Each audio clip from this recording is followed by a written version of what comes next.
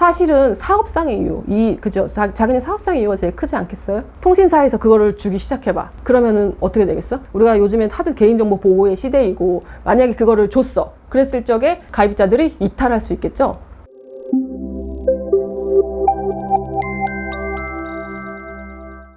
안녕하세요. 이혼 전문 박은주 변호사입니다. 최근 7월에 대법원 결정으로 나온 그 통신사의 통신 내역 자료 제공 의무와 관련된 중요한 결정이 나와서 이와 관련된 이제 소개를 해드릴 건데요.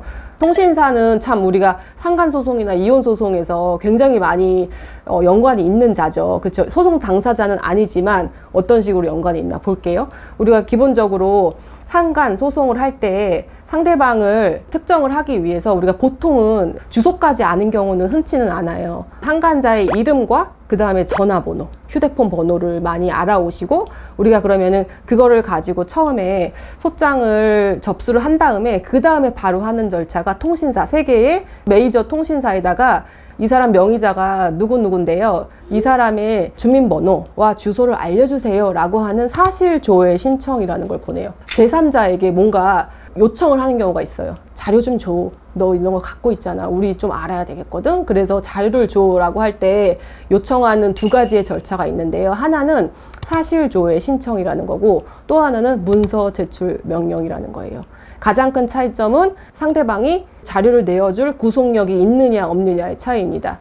명령과 신청은 다른 거죠. 명령은 법원에서 너 그거 해야 돼 라는 의무를 부여하는 거고요. 그 의무를 상대방이 반드시 이행을 해야 되고, 이행하지 않을 때는 거기에 대한 제재가 붙습니다. 근데 사실조회 신청은 좀 있으면 줘봐 이런 거거든요. 그래서 그거를 받은 입장에서는 묵비해도 상관이 없어요. 그거에 대해서 어떠한 제재도 없고, 우리가 그거를 어떻게 강제할 수도 없어요. 그래서 있잖아요, 부인 핸드폰을 봤는데 분명히 내용은 둘이 외도하는 내용인데 핸드폰에 저장된 이름이 누구야? 뭐 은주 언니 이렇게 써 있는 거야. 변호사 언니 이렇게 막 써 있는 거야. 내용은 분명히 남자랑 써 있는데 그런 거 되게 많잖아. 많아요. 알잖아. 이름을 아예 몰라서 좀 알고 싶어 했을 때는요, 통신사한테 문서 제출 명령을 통해서 010 뭐뭐뭐 번호를 쓰고 있는데 그 이름 좀 알려줘라고 했을 때는 문서 제출 명령을 통해서 통신사에서 거기까지는 오케이 하고 있어요. 그거는 줘요. 외도가 언제부터 언제까지 일어났는지 알고 싶고, 그 다음에 지금도 여전히 뭔가 두 사람이 연락을 하면서 만나고 있는 것 같은데 변호사님 못 찾겠어요. 그래서 통화 내역 좀 조회를 하고 싶다는 거예요. 통화 내역. 그렇지 않겠냐? 너무 답답하잖아요. 왜냐면은 왜 그래? 배우자들은 항상 통화 내역을 싹 지우니까 알 수가 없잖아요. 그래서 이것들이 언제부터 만났는지, 그쵸? 얼마나 자주 통화를 했는지, 그쵸? 이런 걸 알고 싶단 말이야. 통신 내역 관련해서 좀 조회하고 싶습니다 하고 했을 때 안 됩니다 하죠. 왜? 통신사가 여태까지 최근 몇 년간 계속 거부를 해왔어요.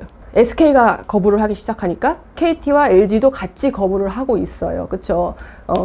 요번에 이혼소송에서 통신 내역 자료에 대해서 문서 제출 명령을 했고, SKT에서 그거를 거부를 했어. 그게 2심, 3심까지 갔는데 너네 왜 거부해? 너네는 내야 돼. 제공 의무가 있어 라고 해서 최종적으로 난 판결이 있어요. 거부를 한 주요한 근거는 뭘까요?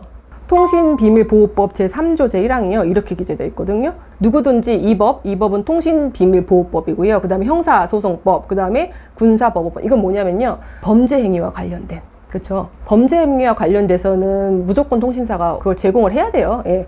이 법들의 규정에 의하지 않고는 통신사실 확인 자료에 제공을 하거나 공개되지 아니한 타인 간의 대화를 녹음 또는 청취하지 못한다. 이 조항이 있는데, 이 조항을 근거로 들면서 이혼소송인 가사소송이나 그 다음에 상간소송인 민사소송에 의해서는 이런 규정이 없기 때문에 우리는 그거를 제공할 의무가 없어요. 판사님 이랬단 말이에요. 이 근거로 하나를 했고, 또 하나의 더 큰 근거는 뭘까? 사실상 통신사에서 그거를 주기 시작해봐.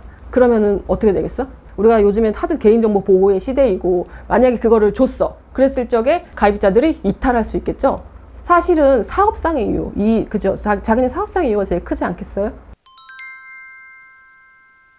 그 다음에 이제 어떻게 앞으로 통신사들에서 협조를 할 것인가, 제공을 할 것인가는 아직 나오지 않았습니다. 더 앞서 나아가서 세 가지의 경우를 한번 생각해 보겠습니다. 앞으로 어떻게 될 것인가. 첫 번째 가능성, SKT가 이 대법원의 결정을 존중해서 이제는 제공을 한다. 가장 베스트인 거겠죠. 그러면 좀 더 소송에서의 입증이라던가 그런 것들이 좀 수월할 수 있겠죠. 두 번째, 과태료가 사실 몇백만 원밖에 안 하거든요. 과태료를 내고 이 대법원의 결정을 무시한다. 그렇죠? 그러면 우리는 어떻게 해야 되느냐? 우리 온 국민이 계속 상간이나 이혼 소송에서 통신자료 같은 확인이 필요한 경우에 무조건 다 신청을 하고 법원도 다 각종 통신사에 보낸 다음에 그거를 문서제출 명령에 불응하면은 계속 과태료를 때려서 이 회사의 근간을 흔들리게 한다. 계속 과태료를 몇천 건씩, 몇만 건씩 되게 많거든요, 사실은. 그런 것들이 계속 가면은 처음에 뭐 한두 건이야 내고 말지만 회사 자체에서도 부담이 될 수 있겠죠. 사실은 마이너스인 요소니까 회사 운영에 있어서. 그렇죠? 좀 회사를 계속 귀찮게 해서 회사가 이대로 그냥 이거를 무시할 수 없게끔 해서 회사 스스로 자성을 해서 그 다음에 이제 내게 하는 방법. 그 다음에 이제 마지막에 내가 생각한 건 뭐냐면은 언론 플레이랑 인민재판 같은 걸 해야 되는 거예요. 통신사가 보호하고자 하는 자기네들의 가입자라는 사람들이 결국에는 불법행위자고 그 다음에 그 사람하고 상한 만큼의 피해자가 있는 거거든요. 그쵸? 예. 그러면은 피해자들이 가만히 있으면 안 되는 거야. 그쵸? 피해자들이 그 연합을 내가 봤을 때 그 연합을 만들어가지고 계속 이렇게 거부를 할 때마다 계속 언론 플레이 하는 거야.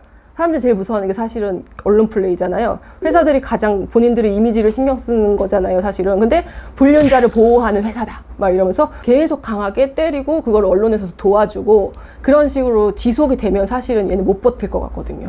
당사자뿐만 아니고 다른 우리 지인들, 국민들도 같이 회사에 좀 압박을 계속 주는 어떤 단체적인 행동을 좀 하면 저는 될 것 같거든요. 그냥 이런 결정이 나왔으니까 앞으로 지켜봐야 됩니다 라기보다는 그 이후에 향후에 어떻게 되면 좋겠는지 내가 좀 생각을 해봤어요. 오늘 영상이 유익하셨다면요 구독과 좋아요 눌러주세요. 안녕.